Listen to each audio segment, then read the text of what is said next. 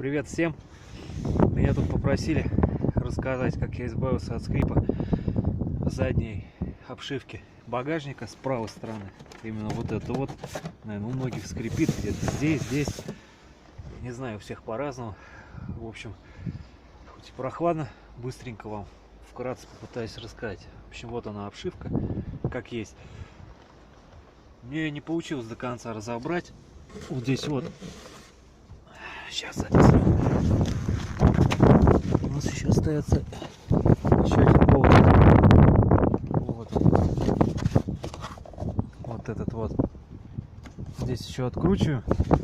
И ее вот, эту обшивочку, чуть-чуть можно убрать. С ремень проходит. Безопасности. Я не стал заморачиваться, снимать, откручивать все это. В общем, вот этот самый стык.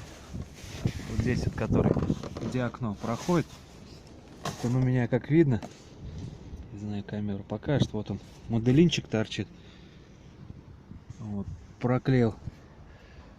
Там сбоку тоже я подлазил, проклеил моделином. Вот. Здесь вот, как видно, моделин, то есть это все места, об которые пластик трется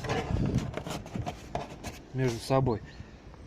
Ну, снять ее просто. Тут у нас раз саморез, вот два саморез, здесь болтик, ну и там, где я показал, получается, и она спокойно у нас вот отодвигается. Вот это место как есть.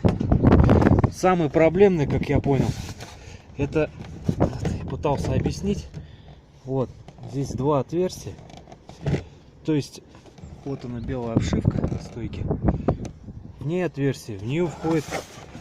Вот здесь вот, вон они, вот эти места, и вторая там не видно, вот она, входит в нее наш черный пластик, чтобы между собой они крепились. В общем, я сюда приклеил свой любимый сплен, отверстие прорезал, и то есть он мягкий. Вот я вам покажу.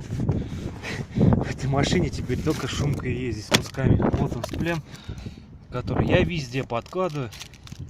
Моделин где потоньше надо, а сплен где потолще. Он набит на основе, вот он. То есть он приклеился. А сама это как получается у нас, я не знаю, как губка, что ли. Ну, более плотная намного и качественная. В общем, вот это квадратиками я нарезал. Туда вот приклеил. Вот. Он заходит туда. Вот наша направляющая заходит, и все. И пластик, а пластик больше не трется. И нет у нас никакого скрипа. Также вот эти места все проклеил. Ну, надо посмотреть самим будет, если кто все-таки заморочится разобрать. Вот. И сюда вот тоже. Здесь он к металлу прилегает с обратной стороны. Думаю, мало ли, тоже будет еще скрипеть. Также сплен сюда просунул, приклеил и притянул болтиком. Вот они, это болтик у нас вот отсюда, самый длинный, где он вот сюда у нас, и коротенький сюда. Ну, в принципе, надеюсь, моя информация была полезна. Конечно, это полностью надо разбирать до конца, желательно зашумить. У меня это в планах на лето. Ну, не знаю, посмотрим. Кстати, вот плафончик, кому будет интересно, вот я его как запитал. Вот он большой такой. Я на фарде себе так делал прекрасно. Ну, здесь все через жопу от габаритов. У нас загорает свет в багажнике. Я знаю, какой дебил это проектировал, конечно. В общем, светит очень ярко. Я бы сказал, сварщики отдыхают.